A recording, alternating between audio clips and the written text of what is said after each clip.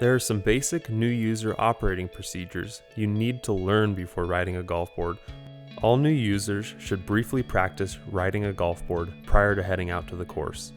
This new user practice session must be conducted in an open, flat, grassy area with no obstacles or pedestrian traffic.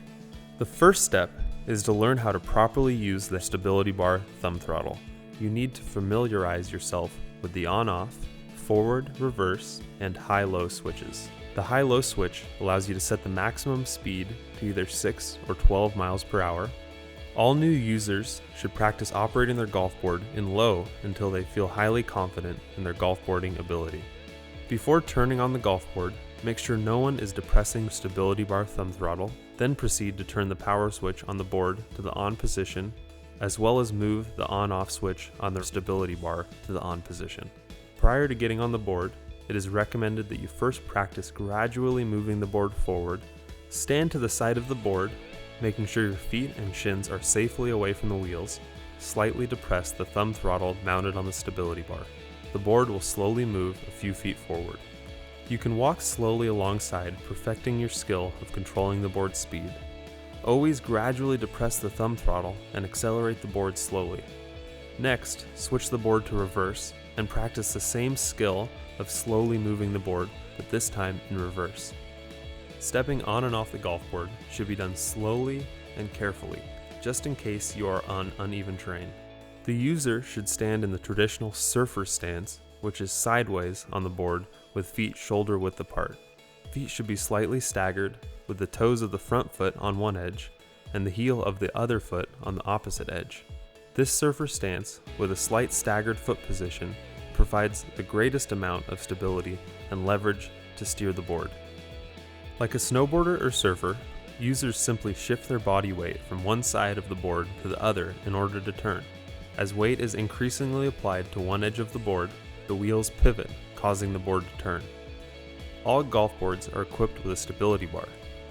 The stability bar can also be pushed or pulled right or left to enhance turning ability.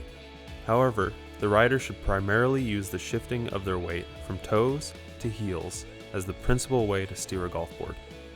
The stability bar moves with the board and provides an added point of control. To ensure maximum stability, all users should firmly hold the stability bar at all times while the board is moving. The stability bar can also be used to secure a golf bag. It is important to make sure that tie-down straps are securely in place prior to operating the golf board in order to avoid the bag and clubs falling in front of the board. Make sure you are firmly gripping the stability bar with one hand prior to pressing thumb throttle.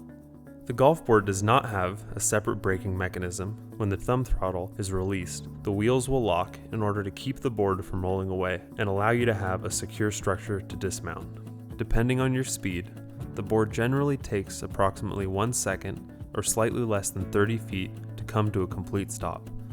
It is important for all users to always look ahead and operate the board a safe distance from all obstructions, people, golf carts, and other golf boarders.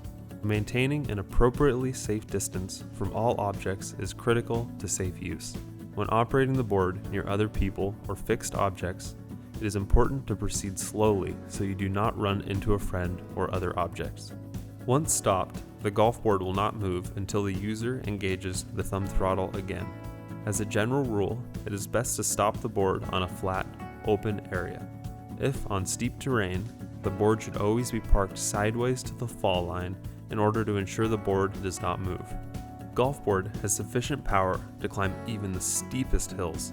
Simply maintain smooth throttle control and the board will climb reliably up most any hill. When traveling downhill, you will need to continue to provide slight, continuous pressure to the thumb throttle to keep the board moving. Even on a steep hill, if you fully let off the thumb throttle, you will come to a complete stop. If you find yourself blocked by an obstacle that prevents you from going forward, just switch your board to reverse and slowly back away until you have enough room to go around the obstruction. Golf boarding can be the most exciting way to enjoy golf on any course. However, it is important to always make safety the top priority. The golf board is a motorized vehicle, and the user needs to operate it with the same attention to safety as a golf cart or any motorized vehicle. You must not be under the influence of alcohol or drugs when golfboarding. You must obey all the same rules as a golf cart. Remember to stay off the fringe and greens, stay off the tee boxes, and do not drive your golf board through water. Do not drive your board out of bounds or into restricted areas. If you feel you have not sufficiently mastered the basic skills necessary for safe and proper golf board operation during your new user practice session, you should not go out onto the course. Safe use is your responsibility while the golf board is in your possession. Never let anyone try your golf board without a proper new user orientation. While the golf board is in your possession, you assume all responsibility and liability. We hope you enjoy surfing the earth as much as we do, and that you become a golf board fan for many years to come. For more information on golf boarding, go to golfboard.com.